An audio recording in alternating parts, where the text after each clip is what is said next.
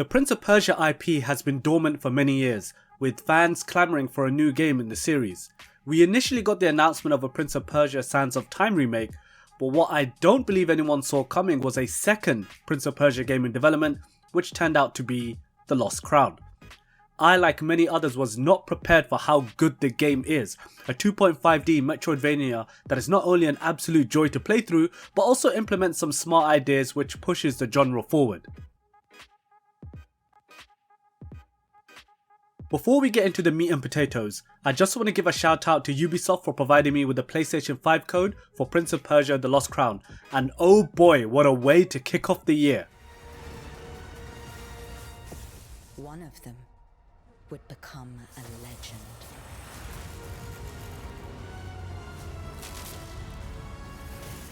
Our story kicks off with the Immortals, a powerful group of individuals that have been tasked with the protection of the Kingdom of Persia.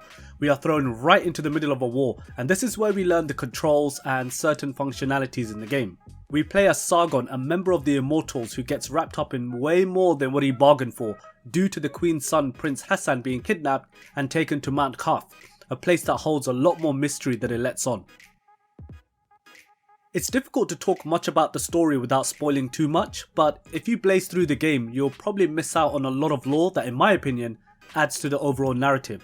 It's a story that, while predictable in some cases, is also unpredictable in others.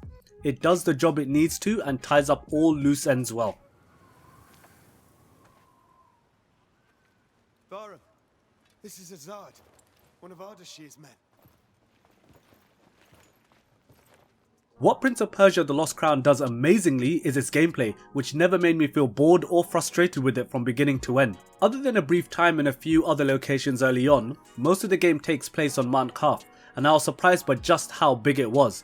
Once you reach the end and look back at the map, you only realise then just how much ground you've covered.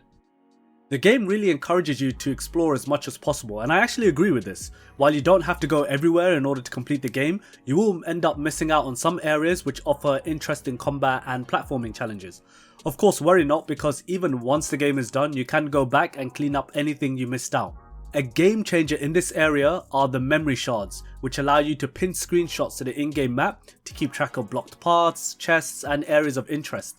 One aspect of Metroidvanias is that we all struggle with is remembering where we saw something we wanted to go back to, and Prince of Persia The Lost Crown has found a solution for this. There are two different modes at the beginning of the game which you can choose from. One mode will leave exploration completely up to you and allow you to discover the world as you see fit. The other mode will help you with additional in-game markers which will point you into the next objective. I opted for the exploration mode, and so long as you're able to look at the map correctly, I doubt many players will have an issue here, but the option is always nice. On your journey you will come across whack trees which essentially act as checkpoints. I made it a point to look for one close to my current location because if you die, you will end up respawning at the last tree, which could be pretty far back. Other than saving your progress, the whack trees will also refill your health and potions, in addition to allowing you to choose which amulets you wish to equip. Amulets can be found in treasure chests all over the map and will offer you extra buffs such as less damage taken and extra health.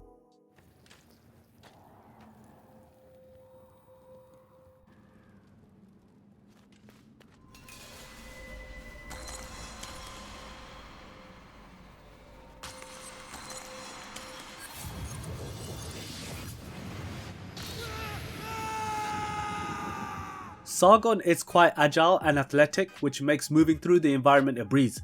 As you adventure on, you will collect new abilities which will aid you further when you are trying to explore, such as being able to dash in the air and create a shadow. This, coupled with some of the more challenging platform aspects you'll see in the game, ties all these elements together really well. It may not come to you straight away, but after using these abilities you will find yourself combining multiple with ease. Not only for exploration but combat also. Other than these abilities, Sargon also has use of dual blades from the beginning and a bow which you acquire shortly into the game. One exceptional ability Sargon can use are called Athra Surges. Athra Surges is an energy that can be found in all beings and allows Sargon to use some unique powers. In order to use this, you'll need to build the Athra gauge by attacking and defeating enemies. You also need the correct number of charges in order to use certain moves. Through your adventure you will get more Athra Surge abilities, however you can only equip 2 at the same time. This can be done also from the whack tree.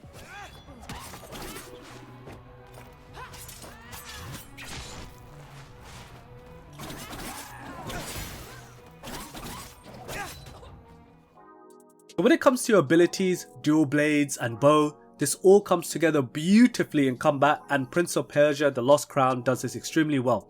It is very satisfying combining all these abilities in order to dispatch of enemies.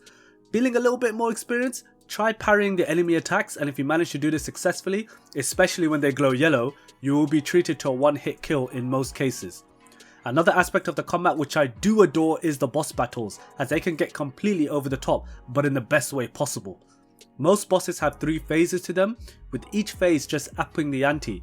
Did I die a lot? Yes. But did I feel accomplished once the boss was beaten? Absolutely. At no point did I feel that it was an unfair challenge.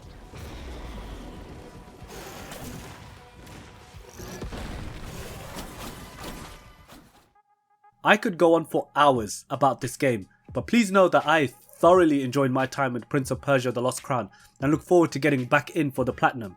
It's a tightly knit experience from beginning to end and truly shows how an IP can reinvent itself and find success in a different format. Hopefully Ubisoft continues to produce more like this going forward.